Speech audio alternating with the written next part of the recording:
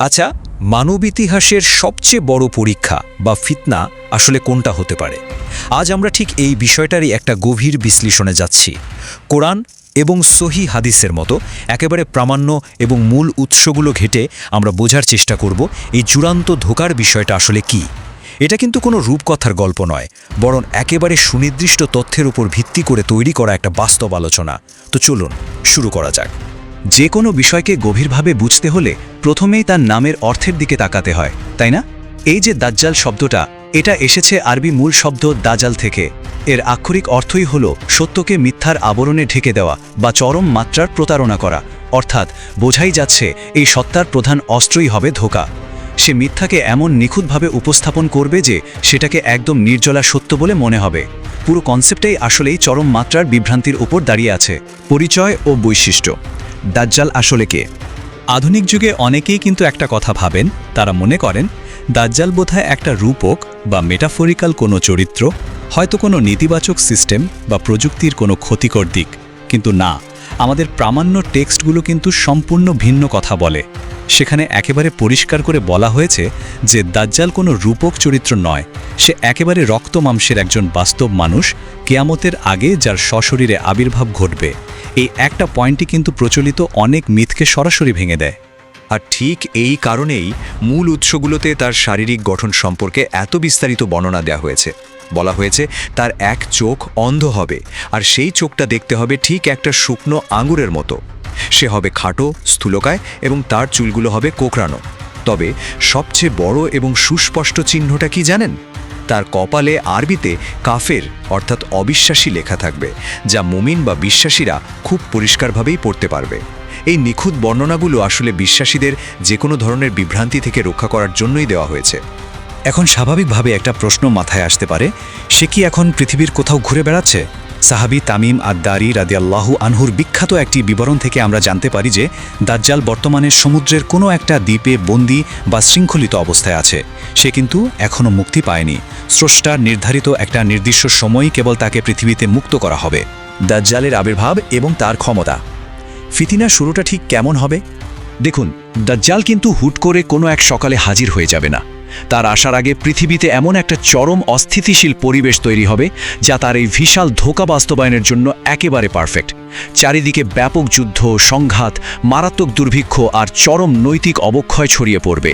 ধর্ম নিয়ে তৈরি হবে তীব্র বিভ্রান্তি, আর মিথ্যার এমন একটা রাজত্ব কায়েম হবে যেখানে মানুষ মরিয়া হয়ে একজন ত্রাণকর্তাকে খুঁজবে। ঠিক সেই চরম দুর্বল মুহূর্তটাকে সে কাজে লাগাবে। মানুষের সাইকোলজি বা মনস্তত্ত্ব নিয়ে খেলার এক ভয়াবহ উদাহরণ হলো দাজ্জালের এই ধোঁকার পর্যায়গুলো। সে কিন্তু এসেই নিজেকে ঈশ্বর দাবি করবে না, তাহলে তো মানুষ চমকে যাবে। প্রথমে সে মানুষের সামনে নিজেকে একজন খুব সৎ আর ন্যায়পরায়ণ নেতা হিসেবে তুলে ধরবে।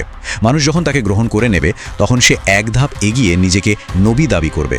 আর সবশেষে তার জাদুকরী ক্ষমতার সর্বোচ্চ প্রদর্শন ঘটিয়ে সে নিজেকে স্বয়ং ঈশ্বর বলে দাবি করবে। বুঝতে পারছেন এটা মানবজাতির জন্য কতটা সূক্ষ্ম আর ভয়াবহ একটা মনস্তাত্ত্বিক পরীক্ষা? এখন এই জায়গাটায় যে বিষয়টা সবচেয়ে ইন্টারেস্টিং, তা হলো তার সবচেয়ে বড় ইলিউশন বা মায়া। সে তার সাথে জান্নাত ও জাহান্নামের মতো দৃশ্য নিয়ে আসবে, কিন্তু মজার ব্যাপার হলো এখানে সব কিছুই হবে উল্টো। সে যেটাকে জান্নাত বা আরামের জায়গা হিসেবে দেখাবে, সেটা মূলত ধ্বংসের পথ, আর যেটাকে সে জাহান্নাম বা আগুনের মতো ভয়ানক হিসেবে দেখাবে, সেটাই হবে সত্য এবং মুক্তির পথ। মানে বাহ্যিক চাকচিক্য যে সবসময় সত্য হয় না, এটাই তার সবচেয়ে বড় প্রমাণ। প্রামাণ্য গ্রন্থগুলো যদি আমরা দেখি, সেখানে দাজ্জালের পৃথিবীতে অবস্থানের সময়কালটা একদম স্পষ্টভাবে বলা আছে। সে পৃথিবীতে মোট 40 দিন অবস্থান করবে।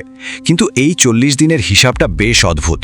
তার প্রথম দিনটা আমাদের হিসাবের পুরো 1 বছরের সমান মনে হবে, দ্বিতীয় দিনটা মনে হবে 1 মাসের সমান, আর তৃতীয় দিনটা 1 সপ্তাহের সমান।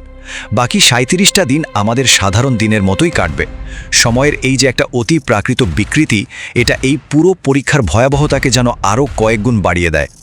দাজ্জালের অনুসারী কারা হবে এবং তার ক্ষমতার সীমানাই বা কতটুকু?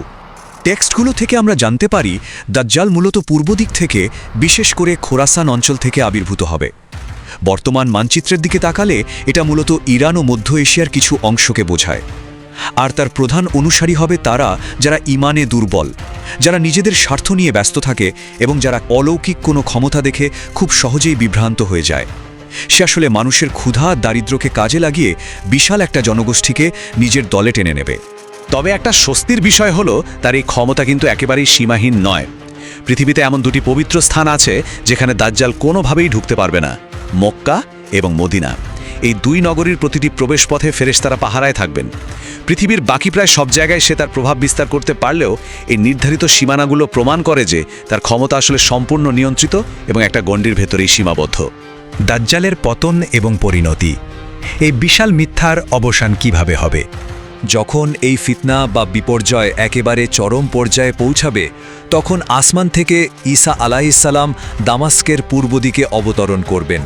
তিনি পৃথিবীতে এসে বিশ্বাসীদের নেতৃত্ব গ্রহণ করবেন এবং দাজ্জালকে ধাওয়া করবেন।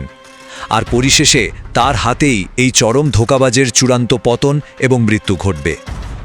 এভাবেই পৃথিবী এই সর্বকালের সবচেয়ে ভয়ঙ্কর ফিতনা থেকে মুক্তি পাবে। সবশেষে আমরা চলে এসেছি আমাদের পঞ্চম এবং সবচেয়ে গুরুত্বপূর্ণ ভাগে, এই ফিতনা থেকে রক্ষা পাওয়ার উপায়। আচ্ছা, সরাসরি সমাধানের দিকে যাওয়ার আগে আমাদের কিছু প্রচলিত ভুল ধারণা ভেঙে দেওয়া খুব জরুরি।